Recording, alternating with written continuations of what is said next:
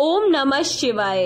कलयुग के मनुष्य के लिए वो 5 बातें जो भगवान शिव ने माता पार्वती को बताई थी।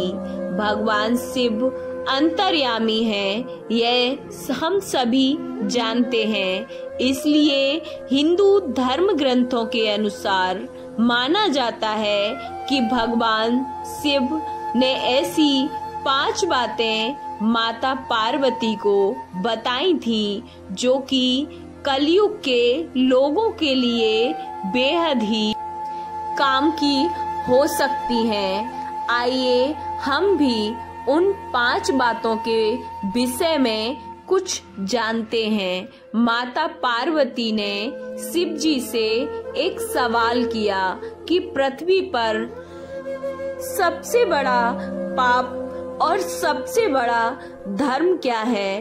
तब भगवान शिव ने बताया कि मनुष्य जाति के लिए सबसे बड़ा धर्म है कि मनुष्य हमेशा सत्य की राह पर चलना और उसका साथ देना।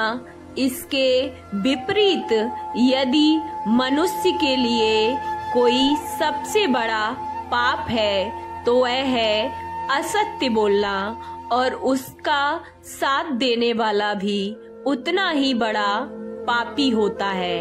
अतः आपको हमेशा सच्चाई का साथ देने वाले लोगों के साथ ही रहना चाहिए तथा स्वयं को भी सत्य की राह पर ही चलना चाहिए।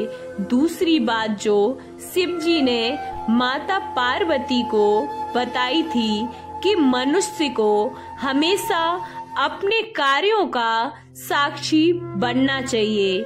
जब कोई व्यक्ति बुरे कर्म करता है तथा अन्याय की राह पर चलता है तो वह यह सोचकर आगे बढ़ जाता है कि उसे कोई नहीं देख रहा है, लेकिन उसे यह कभी भी नहीं भूलना चाहिए कि वह एक बड़ा पापी है। इसका गवाह वह स्वयं ही बन रहा है।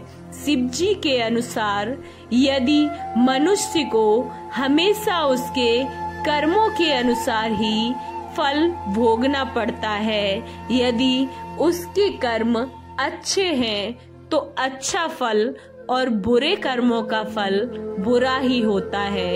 यदि कर्म अच्छे होंगे तो परिणाम भी अच्छा होगा, और अगर कर्म बुरे होंगे तो उसका परिणाम भी हमेशा बुरा ही मिलेगा। इसलिए मनुष्य को भूलकर भी अपने मन में किसी का हित करने के विषय में कभी भी नहीं सोचना चाहिए।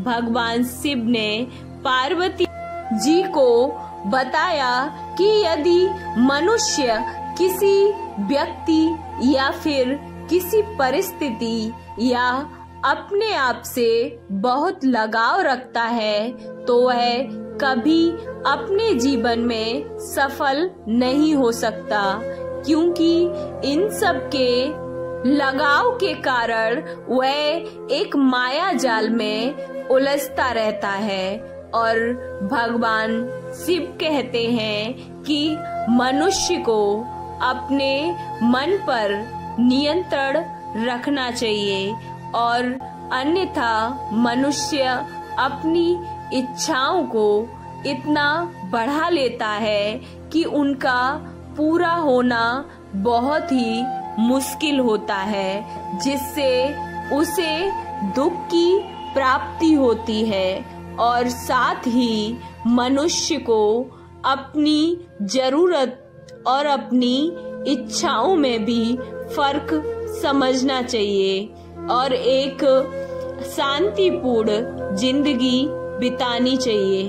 आपको ये जानकारी कैसी लगी?